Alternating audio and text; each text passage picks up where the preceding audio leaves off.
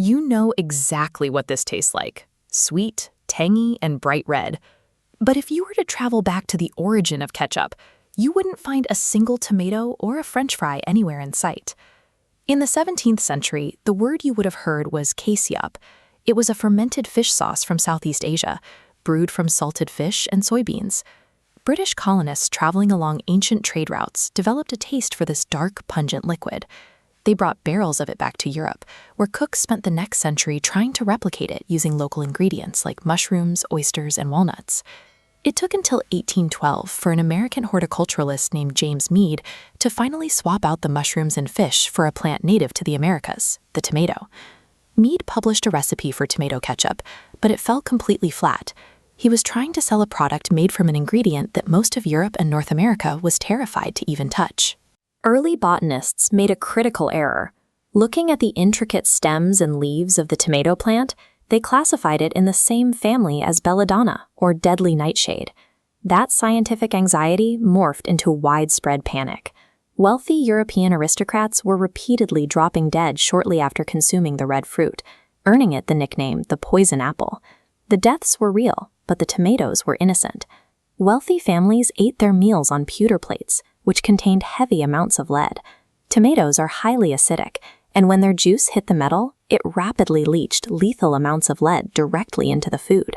No one looking down at these heavy metal plates made the connection between their tableware and the sudden illnesses. The tomatoes simply took the blame, cementing a reputation as a deadly toxin. By the 1830s, the tomato was a fruit without a country, too beautiful to ignore, but too feared to eat. To break that 200-year stalemate, someone had to shift the conversation away from the dining table and into the doctor's office. In 1834, an Ohio physician named Dr. John Cook Bennett recognized a unique opportunity. He realized that the fastest way to get people to consume something they feared was to prescribe it to them. Bennett began heavily promoting tomato extract as a medical marvel.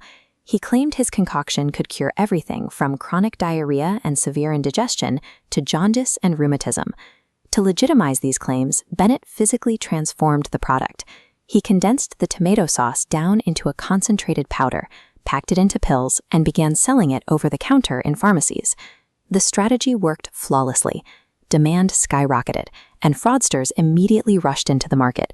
A massive, completely unregulated copycat industry sprang up overnight, aggressively marketing their own competing tomato pills. But the sudden boom created a mathematical impossibility. The companies had generated immense year-round demand for a fruit that only had a 2-month growing season. The supply chain was destined to break. To keep the pills flowing through the winter, manufacturers started processing anything they could find. They swept up rotten, out-of-season tomato pulp, utilizing fruit that was already well into decomposition. To halt the rotting process, they pumped the slurry full of harsh chemicals, specifically boric acid and formalin, an industrial chemical used as a preservative. This created a severe aesthetic issue. By the time manufacturers strained out the rotting solids and the chemical sludge, the remaining liquid was a sickly pale yellow color. As we can see in this breakdown of the pill's contents, they found a horrifying solution to that color problem. To dye the yellow sludge back to a vibrant red, they added coal tar, a highly carcinogenic industrial byproduct. Some manufacturers didn't even bother with the rotten fruit. Health inspectors eventually discovered pills that contained zero tomato extract, consisting entirely of harsh chemical laxatives. By 1850, the public became fully aware of these toxic practices. The medical ketchup market collapsed entirely.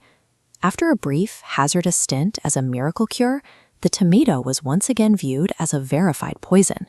It took over 2 decades to attempt to sell ketchup on a mass scale again.